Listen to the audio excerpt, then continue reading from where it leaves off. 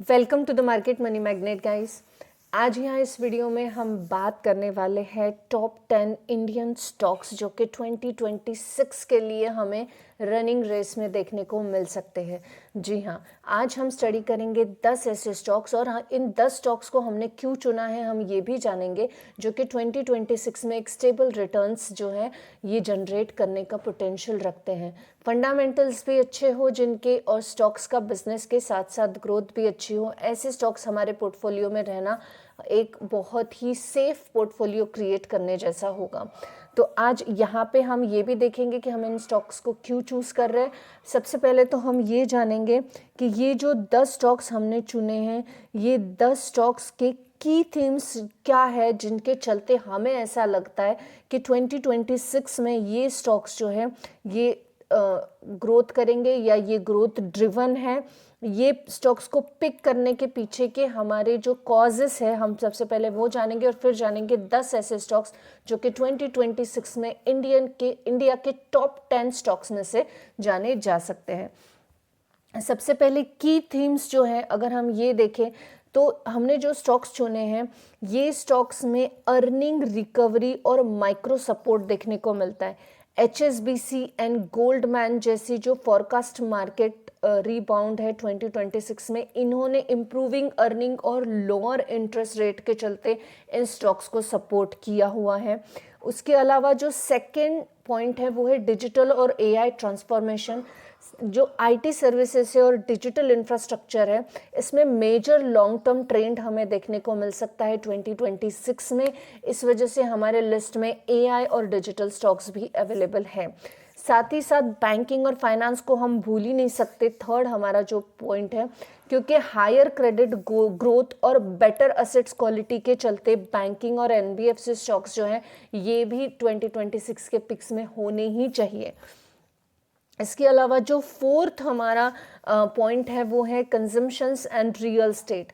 अब consumer demand और recovery urban area की जो चल रही है, हम जानते हैं इंडिया अभी पूरी तरह से डेवलप्ड कंट्री नहीं है, लेकिन बहुत सारा एक्सपांशन और इंफ्रास्ट्रक्चर अब भी बाकी है। तो रियल स्टेट और एक्सपांशन के सपोर्ट के चलते भी कुछ स्टॉक्स जो है हमने यहाँ पे चूज़ किए हैं, जिसमें FMCG स्टॉक भी देखने को मिल रहे हैं। अब यहाँ पे अगर हम बात कर ले हमारे लिस्ट का सबसे पहला स्टॉक कौन सा है, सबसे पहले तो मैं एक यहाँ पे डिस्क्लेमर देना चाहूँगी कि स्ट्रॉन्ग फंडामेंटल और लॉन्ग टर्म ग्रोथ वाले स्टॉक जो डाटा बैक लिस्ट में टॉप 10 इंडियन स्टॉक्स हम 2026 के लिए देख रहे हैं, ये क्लियरली रीज़न जो इसको चूज़ करने के पीछे के रीजंस है वो एनालिसिस्ट और ब्रोकरेज हाउसेस जो हैं, जैसे कि HSBC, ICICI security, Motilal Oswal और क्लैश जैसे जो थीम स्टॉक्स है, फाइनेंशियल ग्रुप्स है, इनकी तरफ से रिमेंबर और रिकमेंडेड है। None of the stock is personalise investment advice. I always not give any advice here. Always consult your SEBI registered advisor before investing in any stock. I am not giving any recommendation here. So let's see, हमारा जो पहला stock रहने वाला है 2026 के pick का वो है स्टेट बैंक ऑफ इंडिया। जी हाँ, अब स्टेट बैंक ऑफ इंडिया को हमने चूज़ क्यों किया है, तो मार्केट लीडरशिप है इंडियन बैंकिंग का। अमेरिकन बैंक की जितना वैल्यू स्टेट बैंक का तो डेफिनेटली यहाँ पे नहीं है, लेकिन फिर भी यहाँ पे जो है PSU बैंक्स में अगर हम देखें तो मार्केट लीडरशिप हमें SBI का देखने को मिलता है। इम्प्रूविंग असेट्स क्वालिटी है यहाँ पे और स्ट्रॉन्ग लोन ग्रोथ यहाँ पे देखने को हमें मिलती है।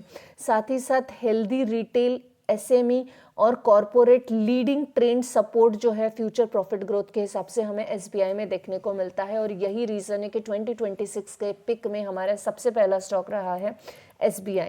जो सेकंड स्टॉक है 2026 के पिक में वो है HCL टेक्नोलॉजीज। HCL टेक्नोलॉजी क्यों, तो फॉरकास्ट ग्रोइंग लार्जर ग्रुप है, IT सर्विसेज का प्लेयर है जो कि हमें AI लीड सोल्यूशन प्रोवाइड करता है और हम जानते ही है कि AI का फ्यूचर बहुत ही बढ़िया आगे भी रहने वाला है।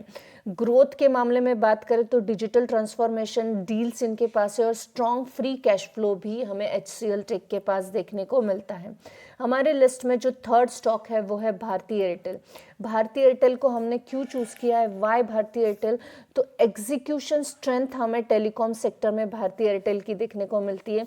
5G एक्सपांशन के साथ साथ इंक्रीजिंग ARPU यानी एवरेज रेवेन्यू पर यूजर्स हमें देखने को मिलते हैं और ब्रॉडबैंड ग्रोथ भी इनकी बहुत अच्छी देखने को मिलती है।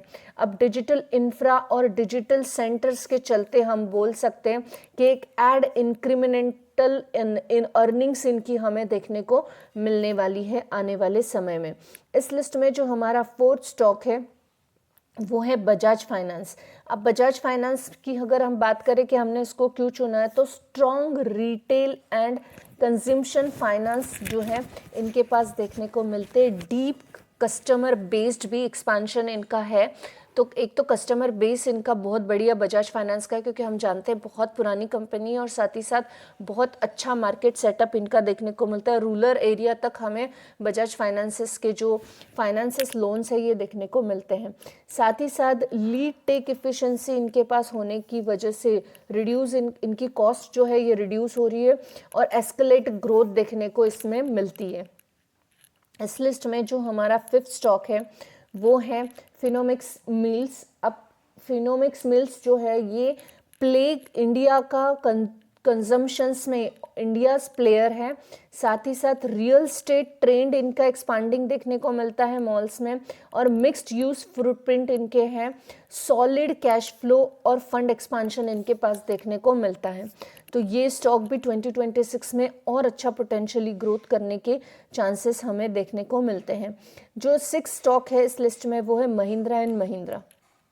अब महिंद्रा एंड महिंद्रा को हमने क्यों चूज़ किया है, तो एक तो डाइवर्सिफिकेशन इनका अक्रॉस द एसयूवीज में देखने को मिलता है, ट्रैक्टर, एलसीवीज और with a new products and a strong domestic demands इनकी देखने को मिलती है। ड्यूरिंग द कोविड आपने देखा होगा तो एकदम स्लाइटली जो बोलते हैं ना छुपा रुस्तम टाइप का काम महिंद्रा एंड महिंद्रा का चल रहा था।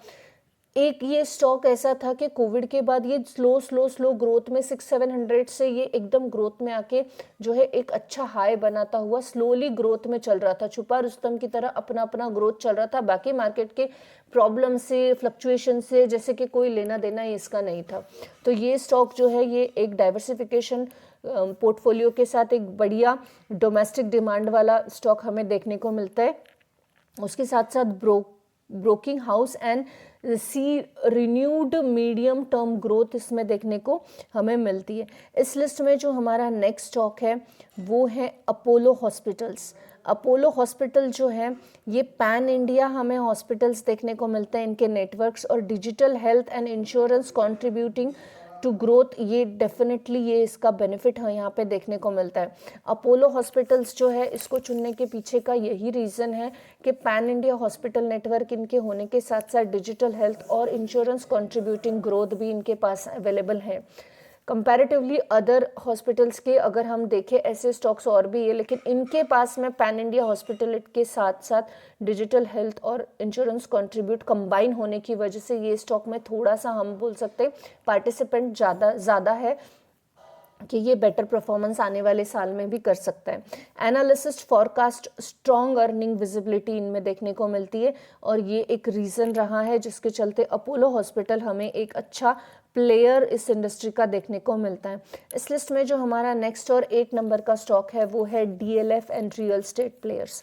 अब ये हमने क्यों लिया है, तो कंस्ट्रक्शन एंड रियल स्टेट का जो पोजीशन है, रिवाइवल है इंडिया में या इंटरेस्ट रेट है, ये हमें अभी भी रिकवरी मोड पे देखने को मिलता है, कंजम्पशंस रिकवरी मोड पर है और ऐसे में हम बोल सकते हैं कि आने वाले समय में भी रियल स्टेट या कंस्ट्रक्शंस के जो काम है ये और भी ग्रोथ में या कंसिस्टेंट रहेंगे और अगर ऐसे काम कंसिस्टेंट रहेंगे तो डेफिनेटली ये स्टॉक में जो है एक अच्छा उछाल आता हुआ देखने को मिल सकता है।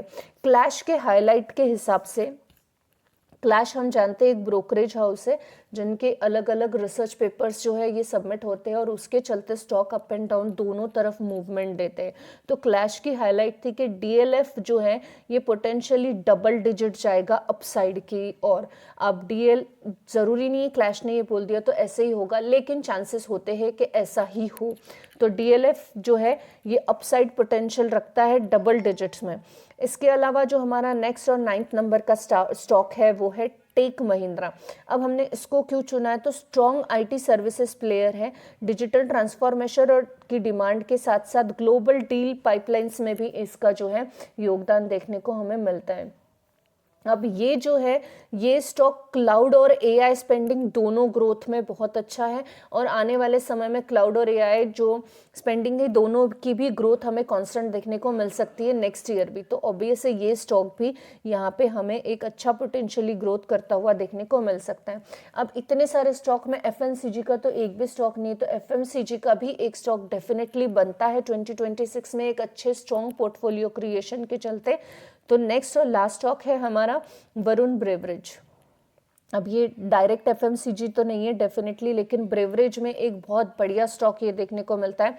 इनकी अगर हाई ग्रोथ अगर देखेंगे तो इंडियन ब्रेवरेज मार्केट में और ग्लोबल फुटप्रिंट दोनों भी इनकी हायर ग्रोथ देखने को मिलती है और one of the clashes top upside idea इनकी है। क्लैश का एक अपसाइड आइडिया इन्होंने जिस स्टॉक के लिस्ट में दिया था उसमें वरुण ब्रेवरेज एक अपसाइड आइडिया का मोमेंट उनमें डेफिनेटली उन्होंने इसको रखा था। अब कंज्यूमर्स जो है इनकी रेजिलेंस और जो इकोनॉमिक अभी सिचुएशन से इनके चलते वरुण ब्रेवरेज हमें आने वाले ईयर में भी बहुत अच्छा पोटेंशियली ग्रोथ करता हुआ देखने को मिल सकता है। अब ये 10 स्टॉक्स जो हैं इनको कंसिडर करने के पहले, स्टडी करने के पहले कुछ इम्पॉर्टेंट इन्वेस्टिंग नोट्स को आपको याद रखना है। जैसे स्टॉक्स जो है रिस्क कैरी करते हैं मार्केट में, according to market movement stocks जो है मूव करेंगे। तो इट्स नॉट इम्पॉर्टेंट कि 100% दो stocks are going on upsides and nothing any down movement in this दो स्टॉक्स। सेकेंड, तो पास्ट परफॉर्मेंस डजेंट गारंटीड के फ्यूचर रिजल्ट सेम रहेगा। अब ये स्टॉक्स जो 10 स्टॉक्स को हमने चुना है ये पास्ट परफॉर्मेंस के बेसिस पर है, तो गारंटी नहीं है कि फ्यूचर में भी सेम चीज़ रहेगी। डाइवर्सिफाई पोर्टफोलियो का बेस्ड अगर रखते हैं आप इस तरह के डाइवर्सिफाई स्टॉक्स के साथ, तो रिस्क टॉलरेंस और टाइम हॉरिजॉन्स जो है ये कम होता है। Always consult a SEBI registered financial advisor before making any decision in investment. I am not giving any investment advice here. This video is only for the educational purpose, so take it as an educational purpose. Thanks for watching.